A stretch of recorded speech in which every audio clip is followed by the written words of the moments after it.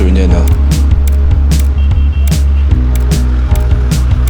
Na yung likod nung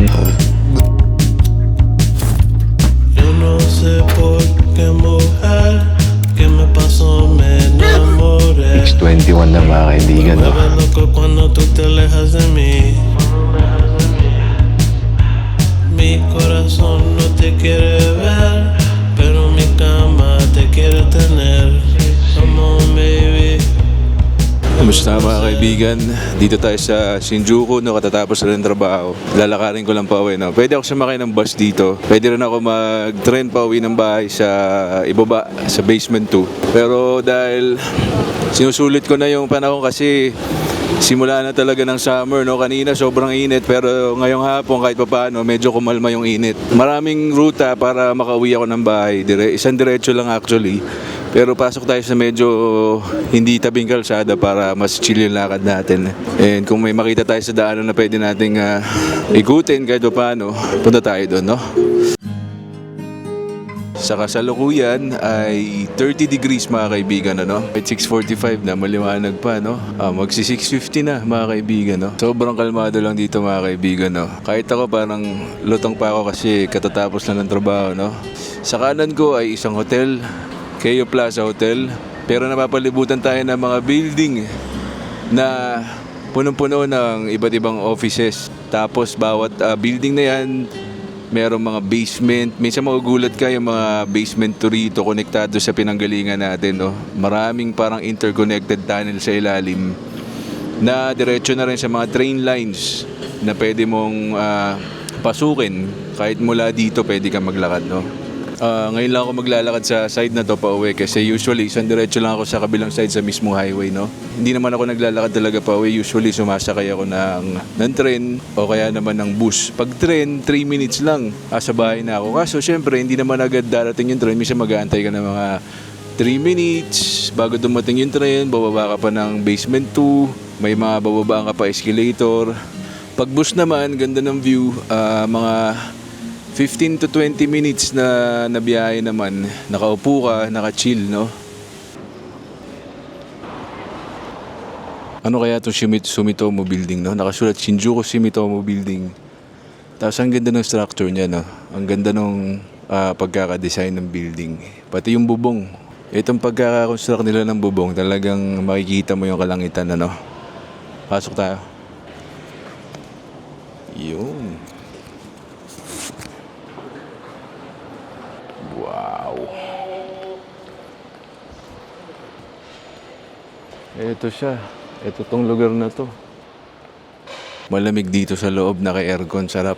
At ito yung mga listahan ng opisina nandito sa Sumitomo Building. Lifestyle, Forest Mall. Andito ang mga malalaking kumpanya. At ang taas pala nitong building na to. Yung service center nila. Parang sinihan. Uli ka na, labas na tayo, no? Nagpalamig lang ako sandali kasi init sa labas, eh. Ganda pala talaga ng bubong niya, no? Ayun, no? Nakaangat-angat na ulit tayo mga kaibigan. Makit ulit tayo sa taas, no? Okay, ayon sa Google Maps, diretso to si kanan, tama. Tama ating haka-haka mga kaibigan, hindi ka na. Boom! Meron pang ano. Kakaiba tong lugar na to, no? Para siyang Eastwood na DGC. Uy! Ang galing! Nakahiga sila. Kaya pala merong projector sa building, no? Yun pala yung pinapanood ng mga tao. Uy, meron ulit. Ayun, no? Ang galing, mga kaibigan. Boom! Boom! Kaya pala sila nakahiga doon. Palakpak. Pakita mo, Pacman.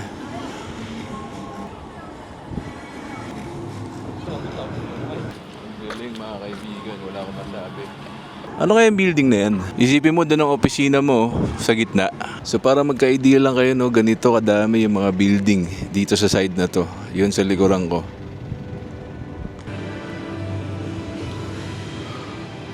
Halika na. Itong tulay na to, may tulay ulit doon. Doon tayo galing kanina. Nayaya mo Sa bawat saglit, o sanay nang wala ka maghihintay, kung puno ng pag. Marami pa tayong madadaanan, no? Dahil nasa kalingkingan pa lang tayo na ating paglalakad dahil di naman talaga tayo lumayo, no? Ito ang pinaka-main. Mga kaibigan, no? Futsal. Baka futsal yan, ganyan kaliit.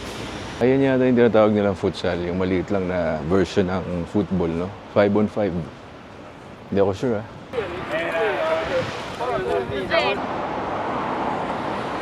So ayan na makikita mo mga kaibigan, ano, dito sa area na to. Gasolinahan sa kaliwa. Taxi na naka-steady lang, nag-iosyo yung taxi driver. Kumbaga, papahinga siya or nag-aantay ng pasahero.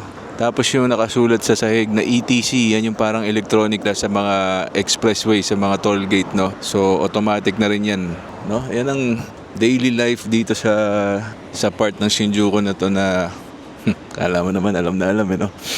1952, almost 8 p.m. na. Doon sa kanan, ito na narating ko na to mula sa bahay. Yung pagtawid doon ay isang park. Okay, so dito yung park na sinasabi ko. Parang interesting yung area na yun para sa akin. Visually, no, parang merong nakikitang kalsada na medyo pababa. Tapos sa taas nun may overpass, no?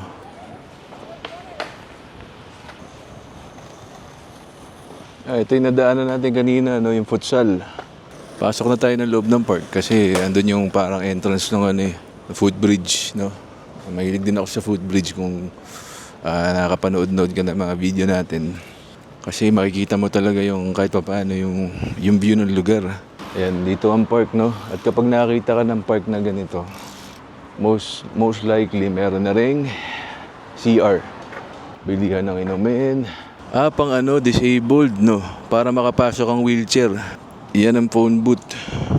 So, napaka-convenient kung naka-wheelchair ka at halimbawa, dito ka tumatambay sa park na to, papahangin ka, meron ka ring phone booth na kakasya yung wheelchair. Ito yung CR nila, ang ganda. Pwede ka dito mag-shoot ng pelikula. Malapit na tayo actually, no? Siguro mga 15 minutes na lakad. So, diretso na lang. Ito na yung likod nung main road, no? Pag dinire-diretso mo. Nakapunta na ako before sa park na to kasi yung opisina ng kaibigan ko na real estate na hapon. Dito siya nag-opisina noon. So, kapitbahay ko, basically yung opisina niya. So, pupunta ako dito, minsan tambay kami dito, kwentuhan. Pero hindi ko naman talaga inikot tong area na to dahil nung lumipat ako dito, naging busy ako. Uy, aking camera. Diretso na tayo at ito yung ground natin. Kalibel lang niya yung footbridge, kumbaga, yun, no? Di ba interesting yung ganon? Ako lang natutuwa. Ito na footbridge na inaasam-asam ko. Okay, ganda. Boom! Ay, ano to? Meron palang court dito. Oh, bang! Daming mga ring, oh. Tapos dito yung mga nag-i-skateboard kanina. Ang ganda! Andito pa sila, nag-i-skateboard pa rin. Daming footbridge dito, no? Oo na.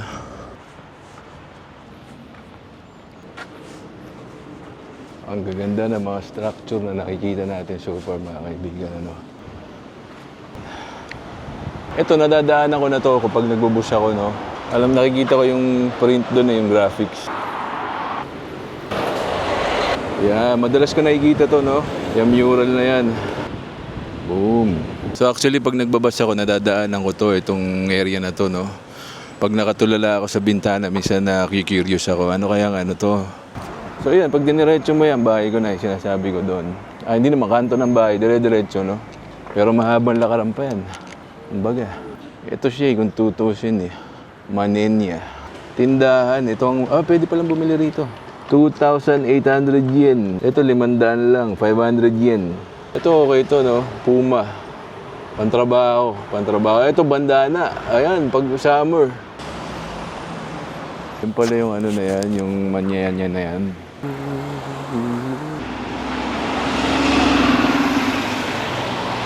Dito pala nakagarahe yung mga bus, no? Ngayon lang ako nakakita ng garahe ng bus dito sa Japan. Trouble seems so far away. Stolen here to stay.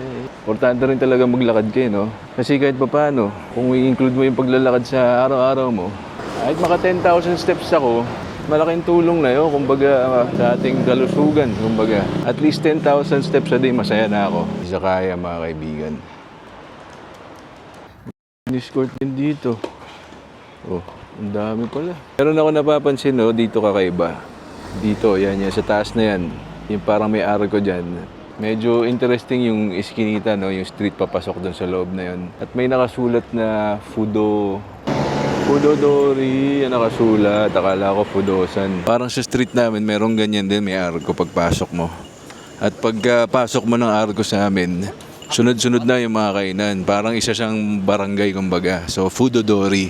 Ito, sa amin, Hatagaya. Ito naman, Fudodori. Yan. Yan, pasukin natin, no? Meron palang coffee shop dito. Napakagandang coffee shop. Maganda, parang walang laman. Walang tao sa loob. Ayan, syempre as usual, mga ramen. Luma ng bahay. Uy! Mga kaibigan, meron kayong makikita rito na ikinagulat ko. Bakit merong bandila ng Pilipinas?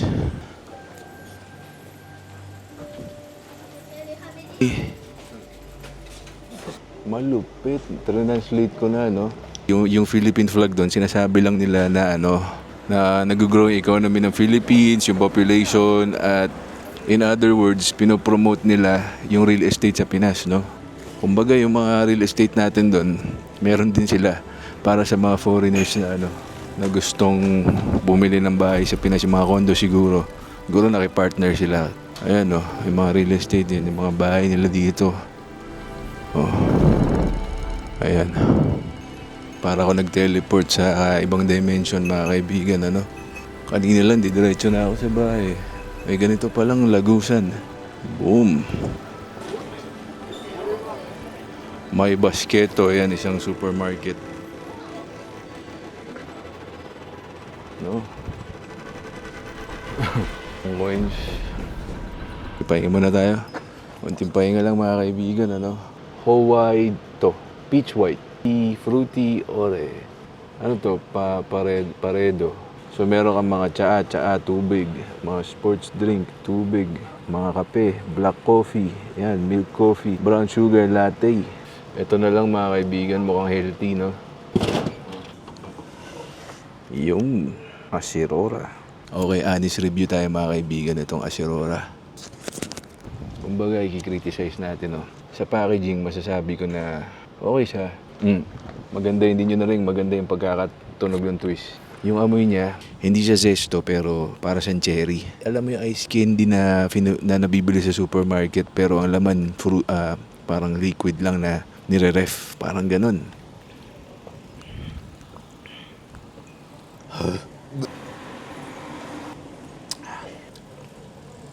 Parang naging tempra, Habang iniinom mo siya, nagiging tempra siya. Parang gamot siya na, pero maasim-asim kasi merong sipa ng asim.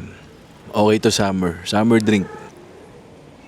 Gusto ko lang bigyan ng shoutout ang channel na to, kay Vince Sandoval, mga kaibigan ko na may sariling vlog, ngayon ko lang nalaman. So kung may time kayo, follow nyo sila, mga kaibigan, At shoutout din kina Genesis Fab, The Henry Project, El Reyes, RW11, Arcega Family from Batangas, Laguyo Christian Kaileb, Megan Layron, Joselito Estocado from Cavite, Dasmariñas City, Nika Derent Clamor, Mark Kevin Vestidas, Rogs 1456, Robert Mayo, Jennifer Kopeng, Joanna Manay, Creepy Happy, JX, SBY 554. Salamat, mga kaibigan, sa inyong mga comment na talaga naman nagpapatatag sa atin para patuloy na maglakad kahit may gout.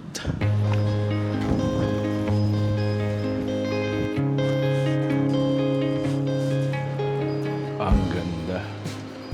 Ganda ng ganitong setup, mga kaibigan, Okay, tahimik na dito, mga kaibigan. Mas maingay pa yung sapatos ko. Kanan tayo. Doon may maliit na eskinita. Pasukin natin.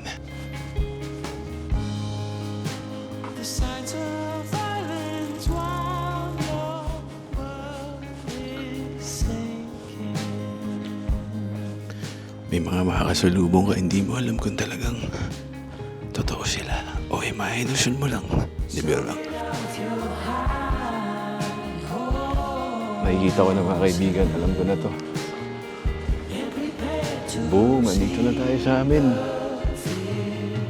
Ito na ang lugar namin mga kaibigan kung saan madalas kong ma-feature sa mga vlogs natin. No? Itong park na to, itong kanto na to, itong intersection na to, itong... At hanggang dito na lang mga kaibigan. No? Maraming salamat sa pagsama sa akin sa paglalakad. No?